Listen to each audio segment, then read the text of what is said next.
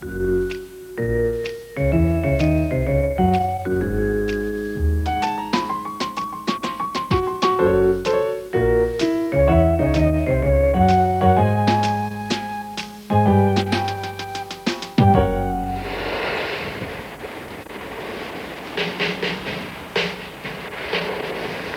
be or not to be? That is the question. To die. To sleep? No more. By sleep. Hello, and welcome to this special Don't Hit the Accelerator Instead of the Brake or You'll Go Through the Listed Railings edition of the Pier. And indeed it would be a pity to plummet, because down there on the beach below me, the fate of the Danish royal family is being decided by actor George Dillon. Is a consummation devoutly to be wished, to die. From tragedy to romance, from classics to pulp fiction, we make a journey into the world of romantic authors. Simon Fanshawe has a disclosure to make, along with Michael Douglas, Demi Moore and Donald Sutherland. But first, remember the 60s? Golden days when you could leave your front door open and not get robbed. Everyone drove one of these and everybody wore one of these, especially High Court judges.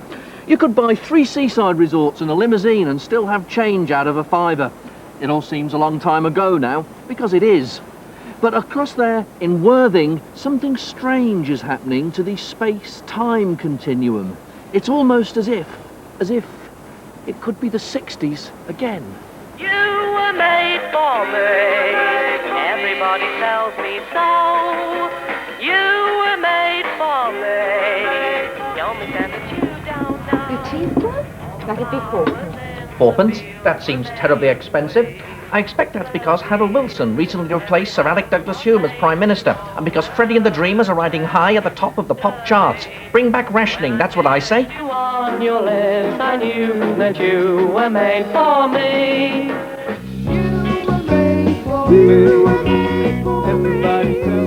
Of course, in the caring, sharing 90s, 4pence gets you even less. But if you're prepared to shell out around 10 of those new decimal pounds, you can step back in time to when everything was fab and gear, courtesy of the Solid Silver 60s show. Oh, what's this? The management regret that due to circumstances beyond their control, Mr. Jimi Hendrix will not be appearing. Never mind, I expect Freddie will be fantastic. Freddie, listening to all the accents out there at the sound check, the sound crew, the bands, it's almost like a Manchester show, really, isn't it? Well, initially, I think it was a Manchester show. I mean, if you think of Wayne Fontana, you think of Peter Noon or Herman's Hermit, you think of Freddie and the Dreamers. We're all Manchester bands. And there's a funny thing about it, in 1965, I think it's the only time in the history of pop where they've become 1, 2 and 3 in the American charts. And I'll say initially I thought this particular show was going to go along that line. Then along came the Trogs, which gave it a different dimension. Yeah. And but it's working very well. So you 3 acts were 1, 2 and 3 in the American charts in 1965. I started very young. Whoa, whoa, I love you, baby. I love you so. I need you, honey. I'll never let you go. You're the girl in my life. You're the one I adore. I love you.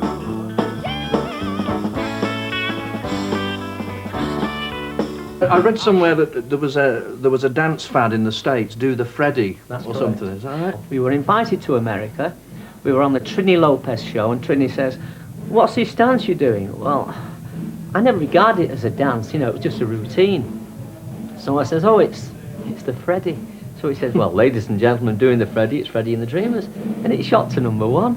And next minute, there was a dance craze called Do the Freddie. So that's how it all happened. Things that sing and fly. The scene backstage is seriously rock and roll.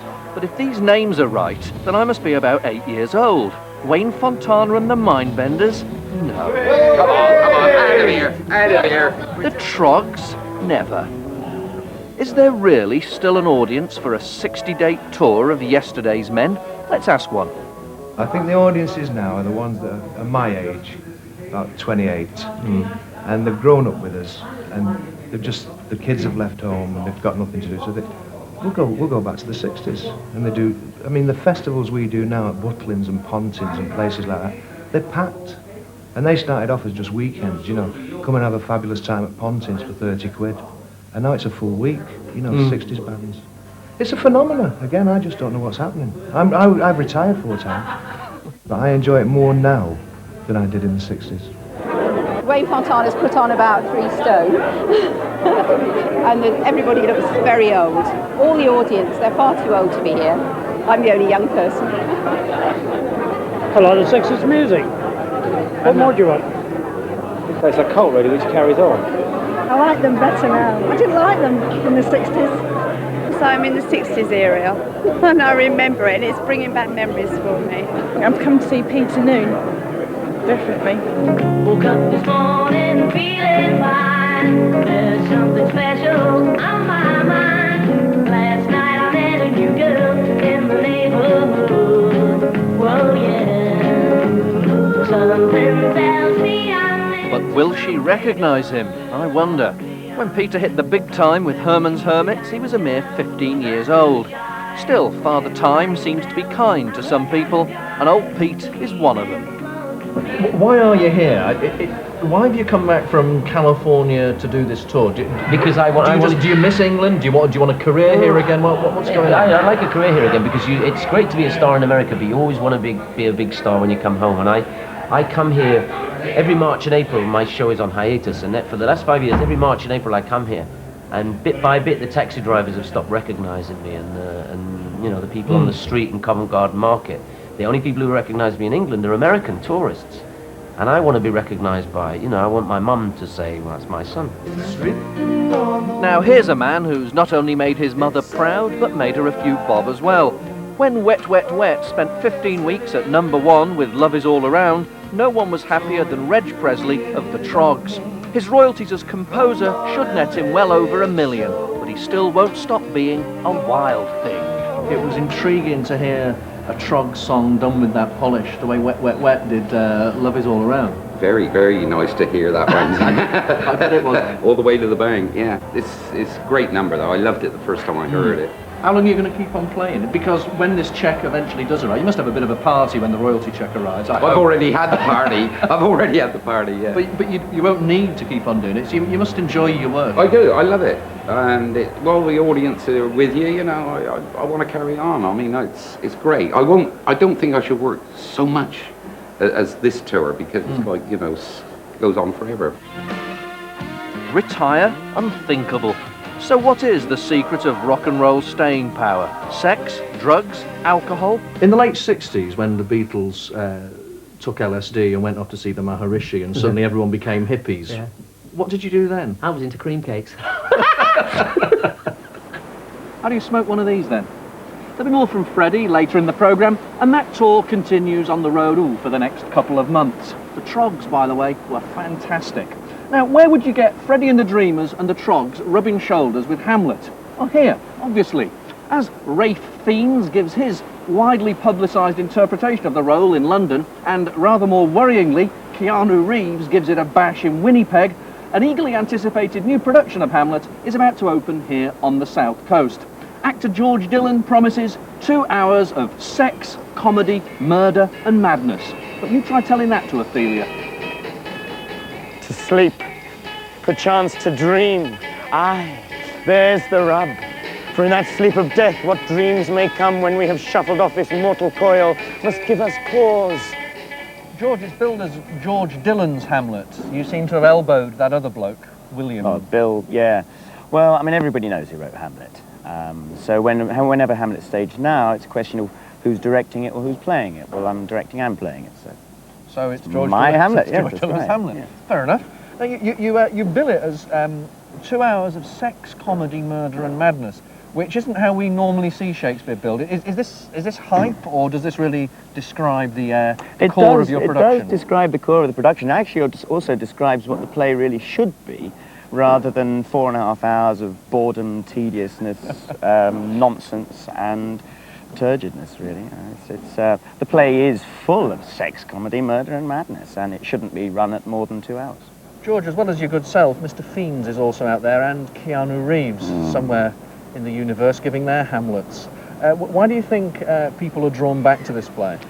Well, it's a good seller. It's a good play. The issues it covers are pretty universal. But the box office factor is quite a large one, and I have to confess as well that, I put it on because people want to come and see it.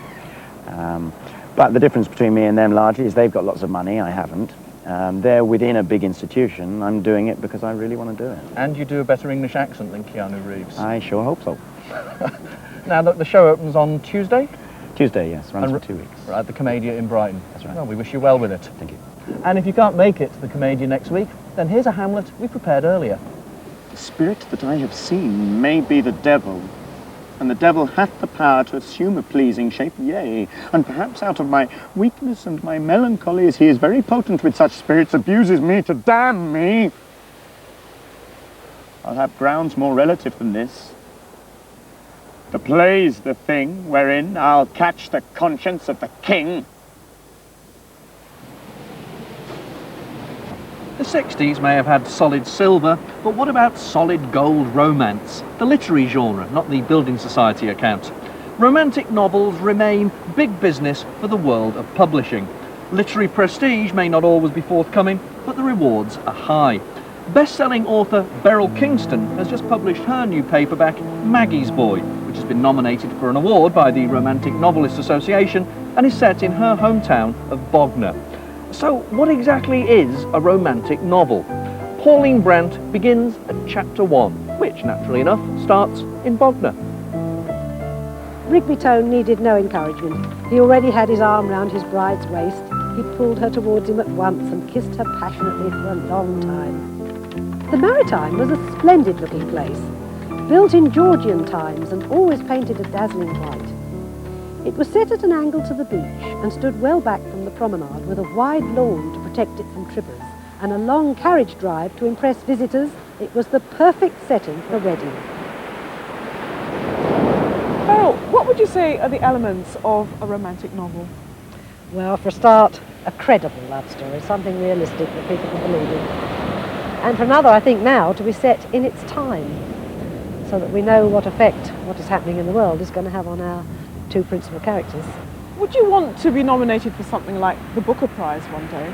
I doubt I would be, because I'm a popular writer, do you see, and the Booker Prize is for literary writers. There's quite a difference in this country between the two.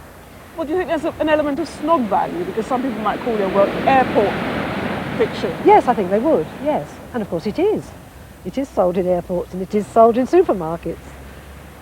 Around 60% of all paperback sales in the UK are romantic fiction. Now it seems that publishers are specifically targeting women. So where best to pick up a copy of Maggie's Boy than in your local supermarket while doing the weekly shop? I do think it's almost a necessity to have something to dip into before you go to sleep. This one, I don't know what it's about. I like the cover. You know, I've got to look too deep into things. It's all there for you, sort of thing. He walked towards her, mentally taking notes, thinking what an unlikely partner she was for a rich entrepreneur. How young she looked, and how ordinary. So in marketing terms, why is a distinction made between a romance and a romantic novel? Diane Pearson of the Romantic Novelists Association. Romance is the short formula category, which is now symbolised, I think, by Mills and Boon. And romantic novel is bigger and more open and, covers an enormous range of literature. You could start with War and Peace and come through Susan Howatch, Gilly Cooper, right through to the saga writers, the big saga writers. It carries an enormous, it's a huge range of book. But it has to have scope, size and grand emotion in it. Covers certainly with paperback sales are everything. It's the packaging.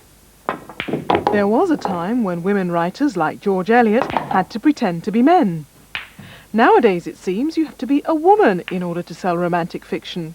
So if your name happens to be Ian Blair, you may just find your publisher changing it to Emma. I was rather stunned. My children were even more stunned. I think they went around for a couple of weeks expecting me to suddenly pop up in a dress or various other things.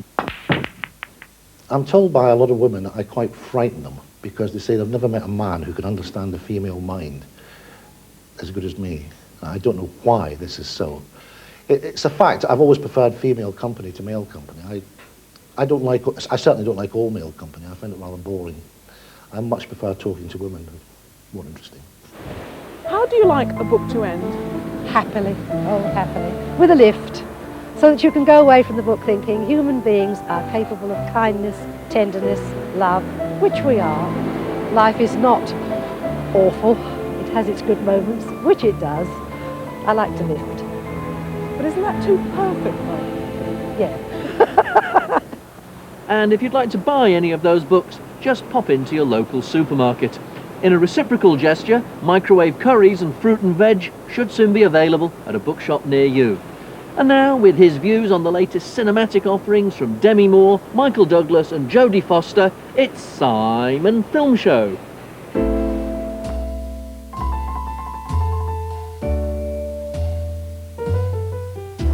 Disclosure is the new Michael Crichton movie. What's it about? Well, they all say the same. You hear me? Harassed star, Disclosure, both in the novel and in the film, is a story of corporate intrigue. the harassing star, It deals with a lot of issues of power, control. their boss, There's a story of technological intrigue and the pursuit of power.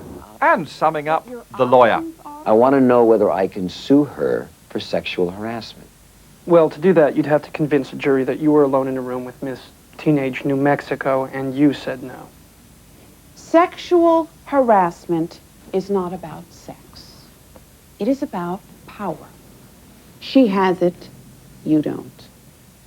If you sue, you'll never get another job in the computer business. If you don't sue, they'll bury you in Austin. If you sue, it's news. If you don't, it's gossip.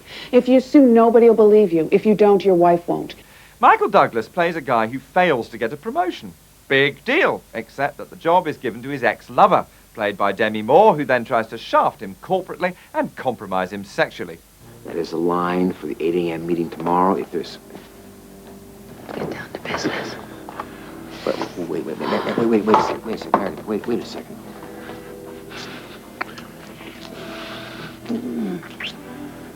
There, was that so bad? And the question that everyone asks after seeing that is, he's a big boy, why doesn't he just push her away? And the answer is, she's his boss and his job is under threat, and that is how harassment works.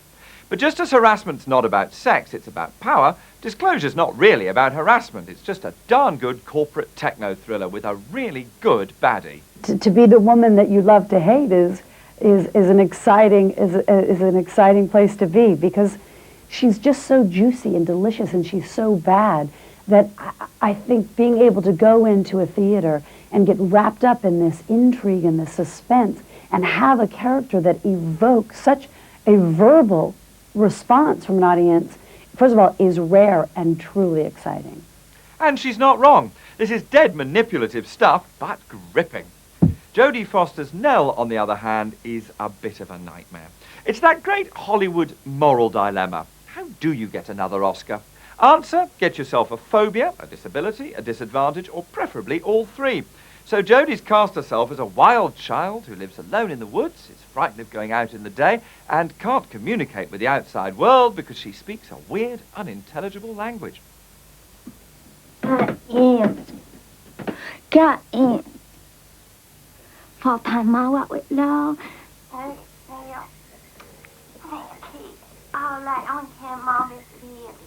Mau listen now, mau say, if I don't go, các em to come. Các em to come.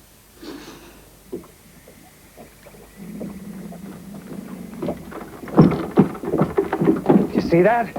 Yeah, Did you I see saw it? it. Yeah, I She saw it. talked to me. I know. Hold out your hand. I didn't ask for that. She did. I know. I don't know why she's been nominated for Best Actress when she should get Best Foreign Language Oscar. It could have been an interesting film, this, about indigenous cultures. Instead, it's totally predictable. The two doctors fighting over what's right for her, fall in love. She inherits the forest where she lives, so even if she sounds like Lloyd Grossman on tranquilizers and can't cope with the outside world, she's still worth millions. So you see, the rural life in wonderful Hollywood is lovely, as long as you can import the goat's cheese and the luxuries. I look at you through this little window here. See, now, I'm looking at you through this window. And, Hey, no, it's okay. Billy, it's okay. You hurt her, you're dead, buddy. I never touched her. All I did was take her picture. You press? Charlotte Tribune. Okay. I'm sorry. I guess I overreacted. Look, I'm her doctor. Do me a favor, will you? Forget you ever met her. Jodie Foster scared of a camera? Now that's what I call acting. And this is what I call an extremely attractive fish.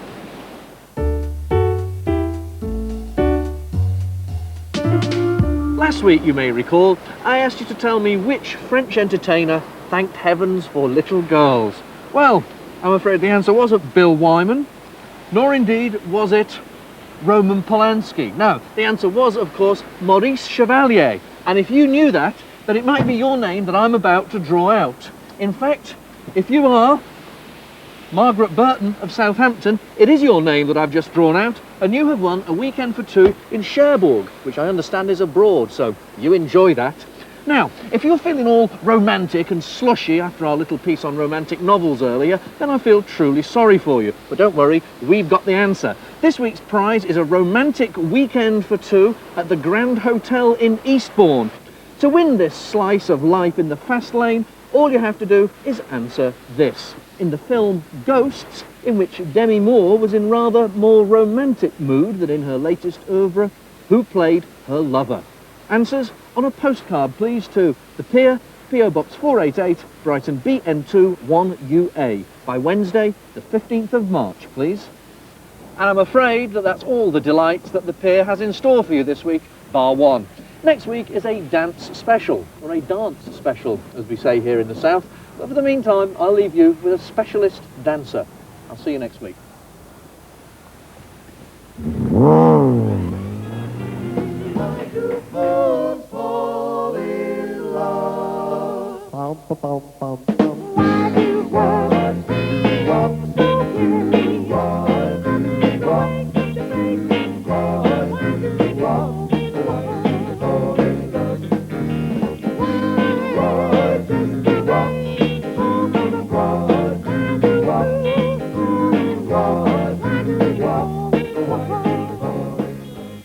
Stay tuned for full arts and entertainment listings for your region coming up next.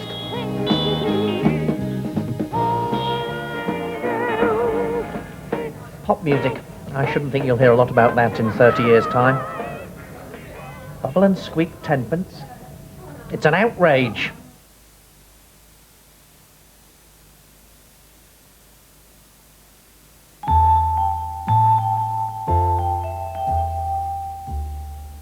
Hello, and here we are again with Listings, the essential guide to arts and entertainment in the Meridian South region. And the listings information is now also available on Meridian's teletext. Just turn to page 614 to check details. Poole Arts Centre hosts the English Touring Theatre's production of The School for Wives by Molière. This comedy about the battle between true love and vindictive jealousy is complete with stunning period costumes, sets and specially written music. That's from March the 13th to the 18th. If you're an opera buff, the D'Oyly Carte Company could have just the thing for you. They're doing a season at the Mayflower, Southampton this week. On the 13th, 17th and 18th, they'll be performing Strauss's Die Fledermaus. Set in 19th century Vienna, it mixes adultery, revenge, masked balls and exuberant waltzes and polkas. They're also performing Gilbert and Sullivan's HMS Pinafore from the 14th to the 16th. For those of you who don't feel like facing the music, Art of a Silent Kind is on offer in a retrospective of Cyril Reason's work at the University of Brighton Gallery. Reason's large figurative paintings and etchings are on display until the 25th of March. After 42 years, they're still going strong. The Drifters are due to perform in the region this week. They were, of course, responsible for a string of catchy 60s hits like Under the Boardwalk. Catch their smooth R&B vocals at the Hawth Crawley on the 15th. Serious Party Animals will be queuing for the Alternative Ball on March the 17th at the Bournemouth International Centre. Hosted by the outrageous Lily Savage and with live performances from Boyzone, Hazel Dean, Sunita, Nikki French and Kim Mazel, it promises to be a wild and star-studded night. If you're feeling like watching dance rather than doing it, then Wayne Sleep's latest production, called Dance, could be the answer. It's described as an exhilarating and informative display of various dance forms through the ages. That's on at the Chichester Festival Theatre from the 13th to the 18th of March. Our film of the week is the comedy Wagons East, starring the late John Candy. In a reversal of the usual wagon train saga, a group of quitters decide to leave a quiet town of settlers for bustling St. Louis. Indians and a greedy railroad baron are among the obstacles in their path as they journey home. So that's all. Till next week. Goodbye. Now you shut up, man. I ain't asked you no question. You shut up.